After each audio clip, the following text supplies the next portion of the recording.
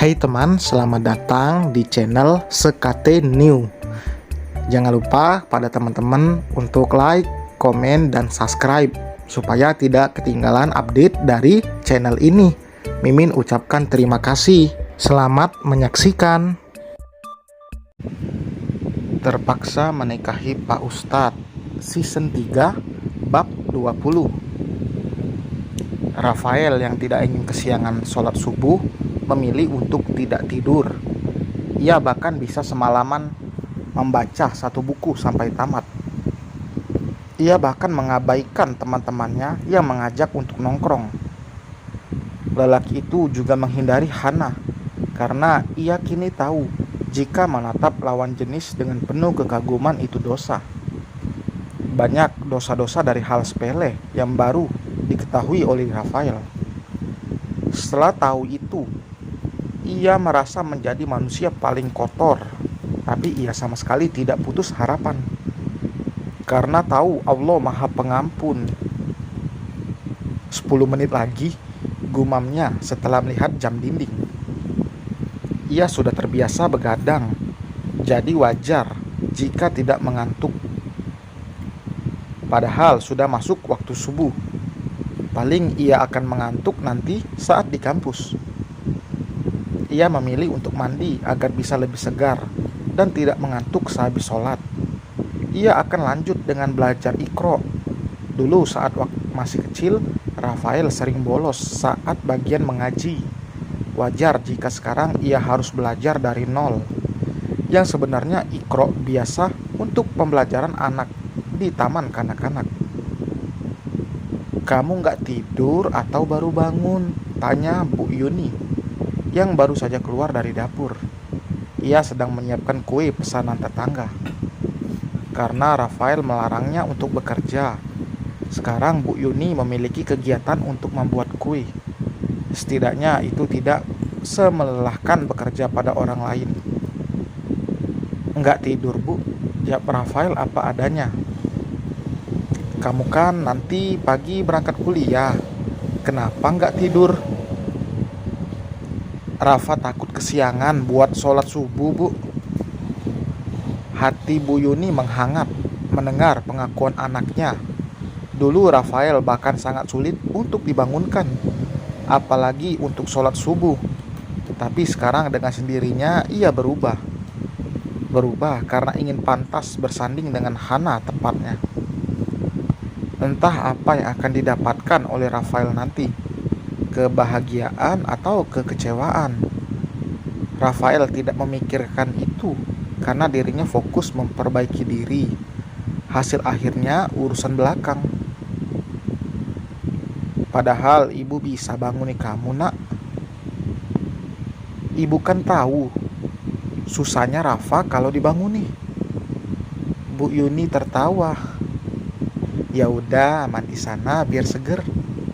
Rafael mengangguk lalu masuk ke dalam kamar mandi.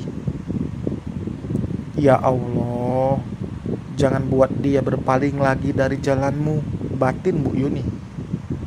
Ia tidak berhenti mendoakan apa yang terbaik untuk anaknya. Mungkin ini buah dari doa dan kesabaran seorang ibu. Sudah 1 minggu penuh ia sholat istikharah, dan petunjuk yang didapatkan sama. Karena takut salah melangkah, Hana juga meminta sang ayah untuk melakukan hal yang sama. Syafiq juga ikut sholat istikharah untuk menentukan yang terbaik untuk putri tercinta, karena pernikahan bukanlah main-main. Untuk sekali seumur hidup, wajar jika pertimbangan sangat diperlukan, dan juga tuntunan juga petunjuk dari Allah sangat diperlukan. Selesai sholat subuh, Hana langsung menemui sang ayah untuk membicarakan soal ini. "Abi di mana, Mi?" tanya Hana saat tidak melihat sang ayah ada di kamar.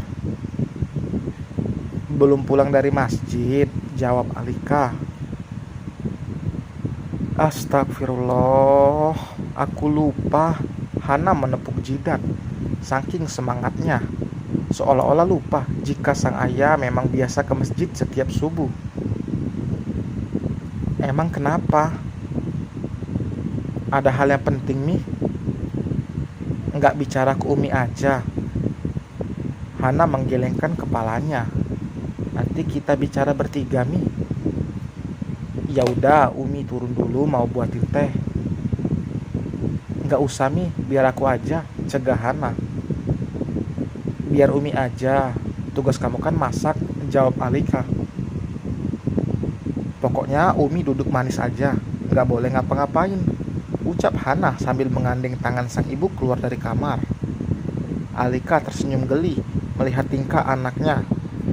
Sama seperti Safa yang kini sangat protektif saat tahu Alika hamil.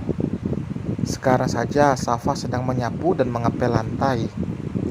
Ia ada kelas pagi, jadi pekerjaannya harus selesai sebelum jam 6 pagi. Nenek masih di kamar ya Mi? Iya, masih tadarusan. Hana mengangguk lalu segera membuatkan teh untuk sang ayah yang sebentar lagi pulang. Hana berniat untuk merubah keputusannya yang dulu pernah diambilnya. Bukan karena takut si calon diambil orang, tapi ia hanya tidak ingin menanti terlalu lama. Apalagi merasa diri sudah siap untuk mengarungi bahtera rumah tangga dengan sang imam. Karena memang sebaiknya menikah jika sudah mampu membagi waktu dan memang siap. Kuliah tidak akan menjadi halangan untuk menikah. Bahkan dengan menikah, segalanya akan dipermudah dan rezeki semakin berkah. Tapi, hanya satu yang akan menjadi syarat Hana nanti pada calonnya. Ia ingin melanjutkan perusahaan sang ayah setelah lulus nanti, karena ia ingin ayahnya itu pensiun dan bersantai di rumah. Memang Syafiq terlihat masih bugar di usianya, yang sudah tidak muda lagi. Ia bahkan sangat semangat jika soal pekerjaan. Ia juga sebenarnya tidak menuntut anaknya nanti untuk mengambil alih perusahaan yang sudah dibangunnya dari nol. Selama Syafiq sanggup, ia akan tetap memimpin perusahaan. Assalamualaikum. Kedua lelaki tampan itu sudah pulang, tapi Syafiq bahkan baru sampai pagar depan rumah, sedangkan Akil sudah masuk kamar. Suara Akil sangat keras saking semangatnya. Biasa, Akil seperti ini jika selesai terapi. Akil memang tidak setiap hari terapi, melainkan seminggu sekali. Waalaikumsalam. Masya Allah, solehnya Umi udah selesai sholat subuh. Abi di mana? Masih di belakang. Tadi Dedek lomba lari sama Abi. Abi kalah. Terangnya masih dengan nafas memburu. Subuh-subuh udah olahraga. Sana minum dulu. Akil berjalan ke dapur untuk mengambil air minum. JK akan terlihat seperti anak remaja pada umumnya saat tidak tantrum seperti ini. Bahkan bisa melakukan apapun sendiri. Assalamualaikum. Kini Syafiq yang mengucap salam. Waalaikumsalam. Lelaki itu berjalan mendekati sang istri dan mencium keningnya. Mas, katanya Hana mau ngomong, ucap Alika. Ngomong apa? Alika mengendikkan bahunya. Aku aja belum dikasih tahu. Katanya nanti aja. Kalau Abi udah pulang baru ngomong. Tidak lama Hana datang membawakan teh untuk ayahnya. Alika yang tadi akan dibuatkan menolak karena ia sedang tidak ingin minum setitik air pun. Itu adek lagi ngapain kak? Tanya Alika. Duduk depan kulkas, gak tahu cari apa, jawab Hana. Kakak mau ngomong apa? Kini Syafiq yang bicara. Soal sholat istikharah bi, aku udah dapat jawabannya. Aku mau tahu aja sama atau enggak dengan jawaban dari sholat istikharah Abi. Adapun kebolehan mewakili orang lain dalam sholat istikharah, Lembaga Fatwa Mesir mengatakan bahwa para ulama fikih Maliki dan Syafi'i membolehkannya. Misalnya sholat istikharah seorang ibu atas anaknya dan teman atas temannya, karena itu membantu atas berbuat baik. Barang siapa di antara kalian yang mampu memberikan manfaat kepada saudaranya, maka lakukanlah. Hadis riwayat Muslim. B. Insya Allah aku siap menikah. Aku gak mau nunggu sampai lulus kuliah, ungkap Hana. Abi akan bicara padanya. Lebih baik memang disegerakan. Soal resepsi bisa belakangan. Dan selesai teman. Terima kasih telah mendengar. Kira-kira siapa yang dipilih? Hana, Matiin, atau Rafael ya? Silakan tulis di kolom komentar. Jangan lupa like, komen, serta subscribe bagi yang belum. Sampai berjumpa di bab berikutnya. Bye.